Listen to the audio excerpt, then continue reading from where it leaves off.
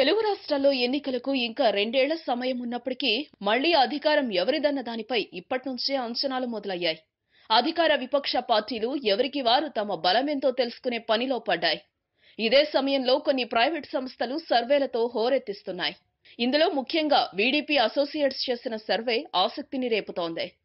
ఆంధ్రప్రదేశ్లో ఇప్పటికిప్పుడు ఎన్నికలొస్తే తెలుగుదేశం పార్టీ మళ్లీ అధికారంలోకి వస్తుందని చెప్తోంది.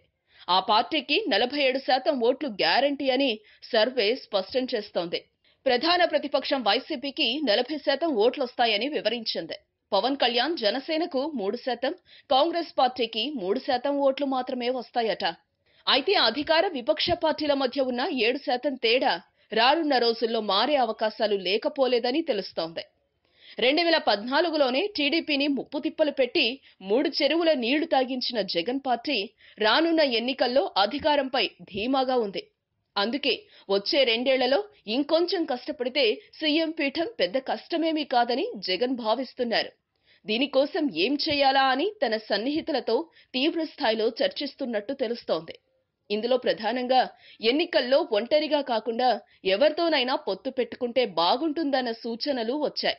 ఇప్పటికే జగన్ తో కలిసి సాగేందుకు వామపక్షాలు సిద్ధంగా ఉన్న తరుణంలో ఇంకా ఎవరిని కలుపుకొని పోవాలా అని జగన్ ఆలోచిస్తున్నారు. ప్రస్తుత వాతావరణం చూస్తే తెలుగుదేశం బీజేపీ మధ్య పొత్తు కొనసాగటం ఖాయంగా కనిపిస్తోంది.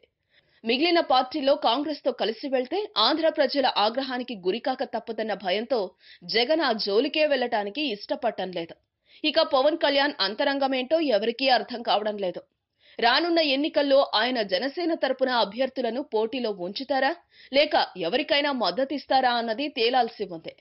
తాజా లెక్కల ప్రకారం పవన్ వామపక్షాలతో జతకట్టే సూచనలున్నాయి. లెఫ్ట్ పార్టీలు ఎలాగూ తమతో స్నేహానికి సిద్ధంగా ఉన్న నేపథ్యంలో పవన్ కు కూడా దగ్గరయ్యే అవకాశాలపై జగన్ దృష్టి పెడుతున్నారు.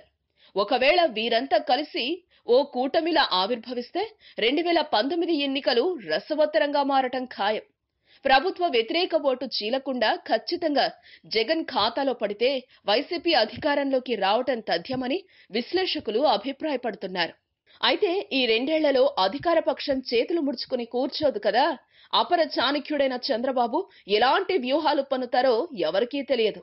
ఏవో కొన్ని విషయాల్లో వ్యతిరేకత తప్ప అమరావతి రాజధాని నిర్మాణం, పోలవరం ప్రాజెక్టు పనులు, పింఛన్లు, రైతుల రుణమాఫీ వంటి అంశాల్లో ఆయన ఎక్కువ మార్కులే కొట్టేశారు.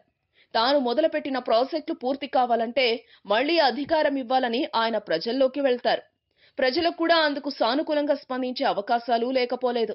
అందుకే రానున్న 2 ఏళ్లు ఏపీలో జరగబోయే రాజకీయ పరిణామాలు ఉత్కంఠగా మారాయి. ఈ వీడియో మీకు నచ్చితే ఓ లైక్ కొట్టండి, మీ ఫ్రెండ్స్ కు షేర్ చేయండి. మీ సజెషన్స్ ఏమైనా ఉంటే కింద కామెంట్ చేయండి. మరో మాట, ఇలాంటి మరిన్ని ఆసక్తికరమైన విషయాలు తెలుసుకోవాలనుకుంటే మా యూట్యూబ్ ఛానల్ను సబ్స్క్రైబ్ చేయటం మాత్రం మరవకండి.